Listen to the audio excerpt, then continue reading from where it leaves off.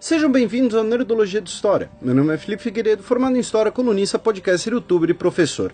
E hoje nós vamos definir quem era o maior guerreiro. Vikings e sua fúria, cavaleiros e suas armaduras, ou samurais e sua disciplina?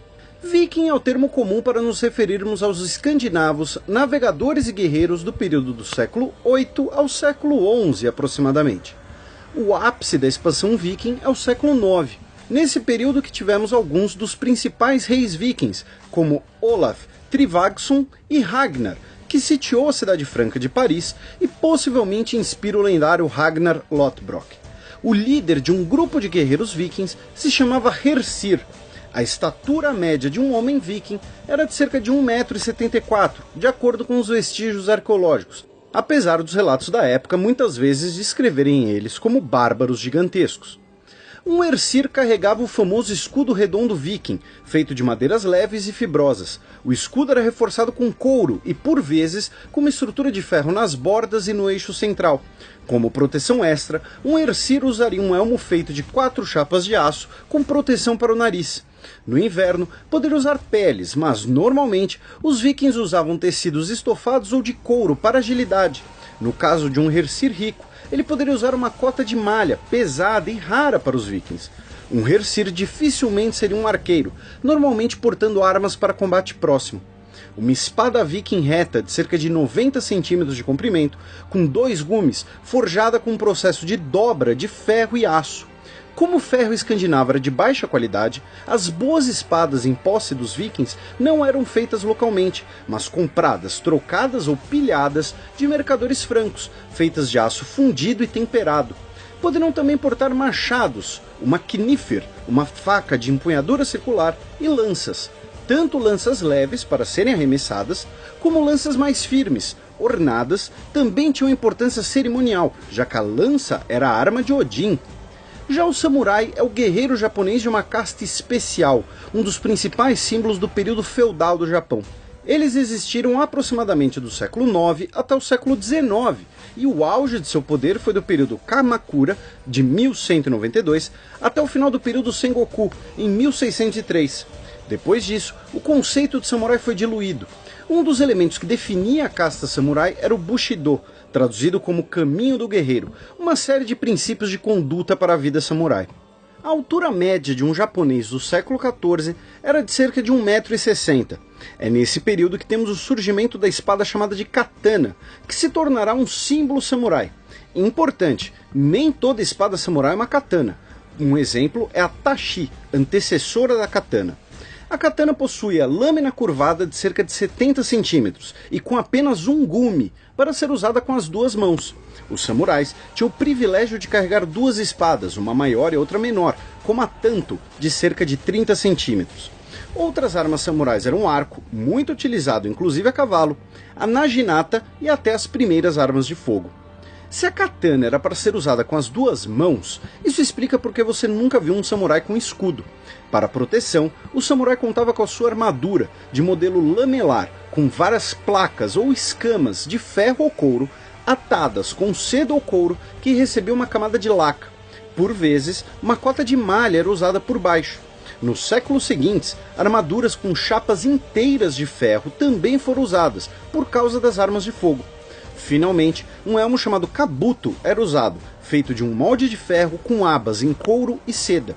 Quanto mais alto o poço do samurai, mais ornado ele era, com máscaras demoníacas e bigodes.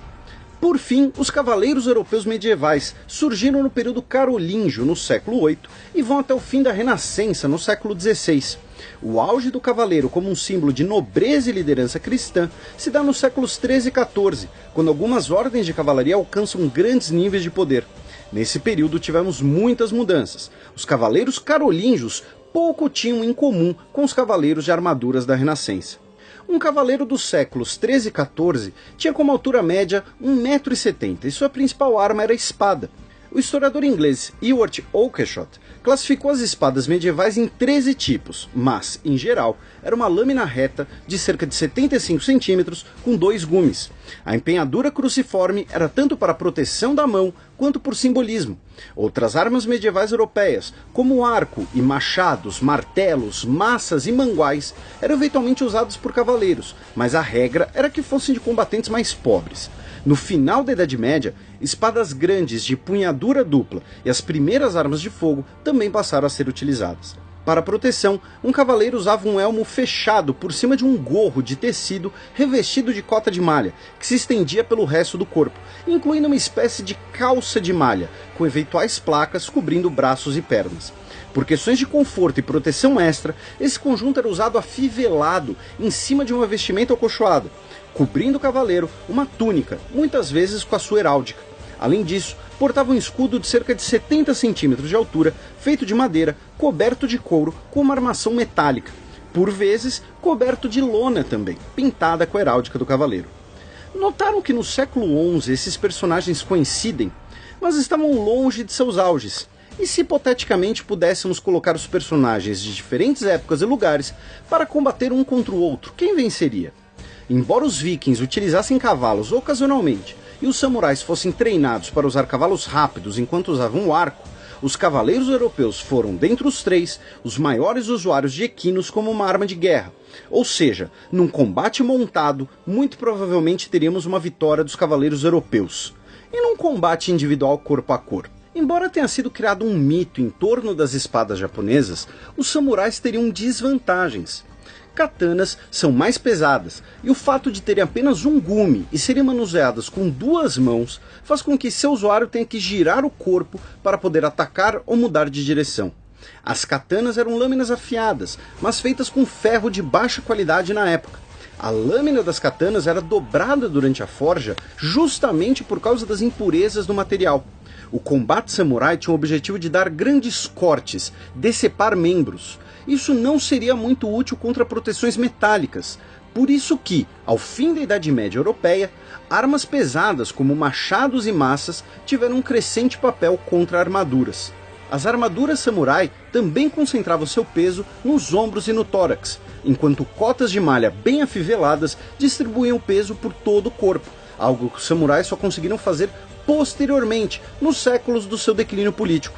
Isso fazia com que um samurai do século XIV fosse mais lento do que imaginamos. Outra coisa que contraria a crença popular, os cavaleiros e os vikings seriam mais ágeis e contariam com armamento de 2 gumes, podendo atacar em mais direções. As espadas europeias, embora não cortem tão limpo quanto uma katana, possuem mais impacto e alcance, criando brechas na proteção do inimigo. Os vikings, em combates individuais, contavam especialmente com seu escudo, usando tanto para defesa como para ataque, empurrando e desequilibrando o adversário. Entre vikings e cavaleiros europeus, nós tivemos combates históricos, com vitórias de ambos os lados. Vikings, entretanto, eram mais treinados em táticas de combates campais, como a famosa parede de escudos, além de não serem exclusivamente guerreiros. Em boa parte do ano, os vikings eram fazendeiros, pescadores, mercadores e artesãos. Já os cavaleiros e os samurai, por serem uma casta privilegiada, tinham o combate como seu ofício, treinando constantemente, incluindo o combate individual. Claro que dependeria da habilidade dos indivíduos envolvidos. Um escudo viking na sua cara pode mudar a situação.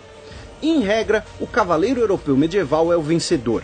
Ele é mais habilidoso na montaria, melhor protegido e suas armas são mais desenvolvidas. Apesar do samurai ser um profissional e do viking ser um combatente furioso, a técnica e tecnologia dos cavaleiros medievais venceria. Esse Nerdologia é um oferecimento de For Honor. Cria um caminho de destruição através do campo de batalha, lutando por coragem, glória e sobrevivência em um novo jogo de ação corpo a corpo. Entre no caos de uma guerra furiosa como um cavaleiro, um viking ou um samurai, 3 dos maiores legados guerreiros da história. For Honor oferece uma campanha envolvente e emocionante multiplayer. Aproveite a experiência completa com amigos online, em tela dividida de 2 jogadores co-op ou solo contra a inteligência artificial. Disponível para PS4, Xbox One e PC. E aí pessoal, aqui é o Felipe. Sobre o último vídeo, bastante gente esclareceu uma confusão minha. Paulo foi sim um apóstolo, mas não um dos 12 apóstolos originais que seguiram Jesus.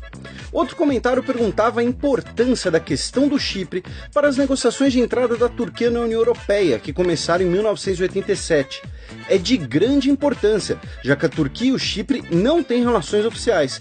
Também afeta o papel do Chipre na União Europeia. Mesmo membro, o país ainda não é parte da área Schengen, de livre trânsito entre os países. Não se esqueçam de curtir e compartilhar o vídeo, assinem nosso canal para mais comparações hipotéticas e até a próxima!